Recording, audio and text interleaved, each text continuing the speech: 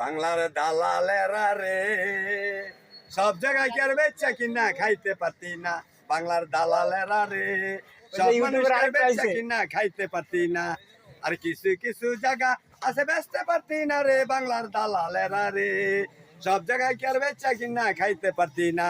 I নতুন একটা জায়গার নাকি কন্ট্যাক্ট আনলো, 2-3 মাস লাগাইয়া তারা খাডাখাডি করলো। এই জায়গাটা বেচতে পারলে কয়েক লাখ টাকা পাইতো। 2-3 জনে মিললে তারা বাক করিয়া খাইতো। কাস্টমাররা নিয়া জায়গা ঠিকঠাক করিল, দাম দোষ কইরা জায়গা বেচা কিনা লাইব। জায়গার মালিক চাইয়া দেহে লোসকান হইয়া যায়। দালালের ডাকিয়া কয় বেচতাম না রে ভাই।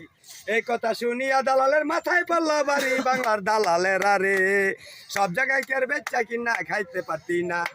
আমেরিকাতে ফখরুদ্দিন বাংলাদেশে আইলো, বাংলাদেশে আইয়া নাকি ক্যান্টনমেন্টে গেল। ক্যান্টনমেন্টে যাইয়া আবার মইনুদ্দিরে লইল, মইনুদ্দিরে লইয়া 2 জন সেন্টিকেট করিল। 3 মাসের কথা কইয়া ক্ষমতায় বসিল, জোর করিয়া ক্ষমতারে দখল কইরা নিল। 3 মাসের কথা কইয়া 2 বছর থাকিল। এমপি মন্ত্রী আছে যেত জেলখানায় ভরিল, মোল্লা মুন্সি আছে যেত ফাঁসিতে ঝুলাইল। ফুটপাতে বস্তিবাসী ভাঙ্গা চুইরা দিল, চাল ডাল আছে যেত দাম বাড়াইয়া দিল। ফখরুদ্দিন মইনুদ্দিন শেখ হাসিনার ভাই ক্ষমতায় বসাই দিয়া তারা বাংলাদেশে নাই। বাংলার দালালেরা রে সব মানুষকে আর বেচা কিনা খাইতে পারতি না। আর কিছু কিছু মানুষ আছে কিনতে পারতি না রে। বাংলার দালালেরা রে সব মানুষকে আর বেচা কিনা খাইতে পারতি না।